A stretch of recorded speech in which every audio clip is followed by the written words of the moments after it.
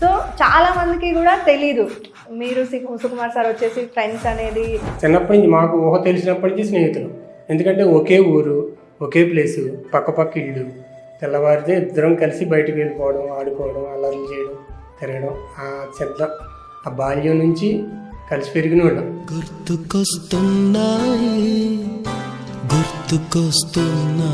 ఎంతమందితో తిరిగినా అటు తిరిగి ఇటు తిరిగి మళ్ళీ నా దగ్గరికి వచ్చేవాడు.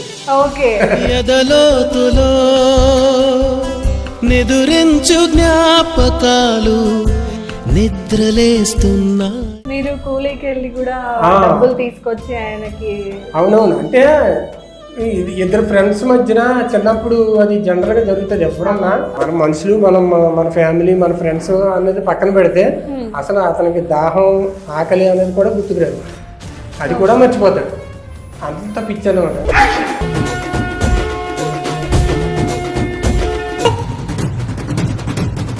వైల్డ్ ఫైర్ 100% లెవెల్లో మీకు ఫేమస్ డైలాగ్ కూడా ఉంది కదా sir, infatuation between male and female అని. అది అమ్మ వాడు నాకు రాసిచ్చాడు.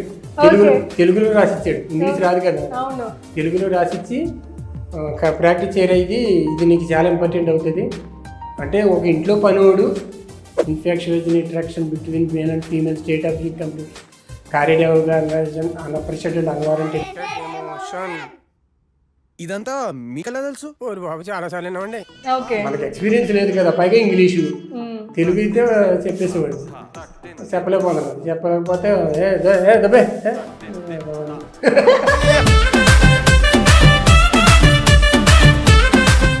బుచ్చిబాబు గారు ఐడియా ఉన్నారు, తెలుసా? బుచ్చిబాబు తెలుసు. సుకుమార్ గారి శిష్యుడే, స్టూడెంట్. ఈయన లెక్చరర్ గా చేస్తున్నప్పుడు బుచ్చిబాబు స్టూడెంట్ కాకినాడలో. అప్పటి నుంచి బుచ్చిబాబుకి సుకుమార్ అంటే ఒక విపరీతమైన లాంటి అంటే హిట్ మూవీస్ కొట్టారు కదా, మరి ఆయన కూడా అంటే పిలిచి ఎప్పుడైనా మరి కిట్టయ్య గారు ఇలా ఉంది సినిమాలో ఛాన్స్ చేస్తారా అని అలా ఏమైనా అడిగారా? పిల్లల సినిమాలో పిలిచాడు, ఇచ్చాడు. ఒక రోజు చేసి వచ్చారు, చిన్న క్యారెక్టర్. ఇప్పుడు రామ్ చరణ్ గారితో చేస్తున్నారు కదా పెద్ది.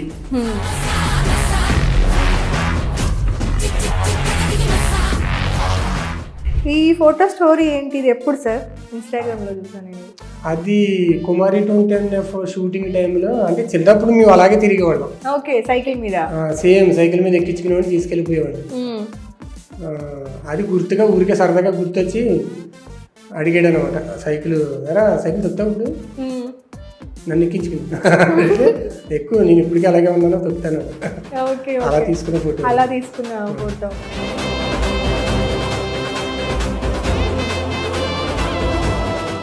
ఎలా ఏమన్నా చిన్న లవ్ స్టోరీస్ సార్కి కానీ మీకు కానీ అప్పట్లో మరి ఏమన్నా? సరే, ఎవరో ఒకరు మైండ్లో అమ్మాయి ఏదో చిన్న ఆయన వన్ సైడ్ లవ్ లాగా అది మనలోనే ఉండిపోయింది.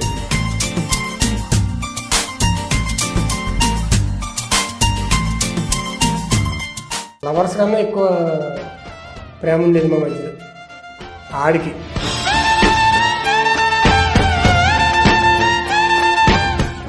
తర్వాత పెద్ద ఇష్యూ జరిగింది, మొత్తం ఒక నేరస్తుల కంటే దారుణంగా చూడడం కానీ మాట్లాడడం కానీ ప్రజలంతా కూడా. అది ఆయన గురించి భయం వేసేది. సెన్సిటివ్ అతను. ఇలా ఎందుకు జరిగింది, ఎందుకంటే అతనికి సంబంధం లేని వాళ్ళు ఎవరైనా ఇబ్బంది పడుతున్నారని తెలిసినా కూడా రోడ్డు మీద ఎవరైనా చిన్న పిల్లడు పడిపోయి ఏడుస్తున్నా కూడా హర్ట్ అయిపోయి బాధపడిపోతాడు, తీసుకుంటాడు. అలాంటిది వాళ్ళ సినిమా కారణంగా అక్కడ ఒక ఇష్యూ జరిగింది అనేది.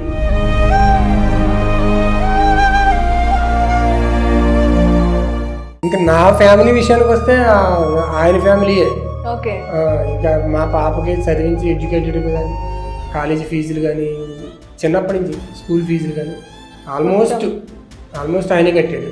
ఇప్పుడు నేను ఆయన గురించి ఎక్కువ చెబితే ఏదో భజన చేసినట్టు ఉంటుంది, నాకు తెలుసు. అలా ఏం ఉండదు సార్, అంటే ఎమోషన్ అయిపోతాను అక్కడ గురించి.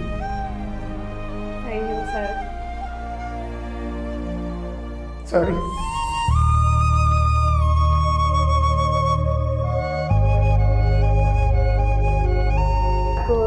ఏమంటారు లోపల ఒక ఎమోషనల్ అది అవుతుంది.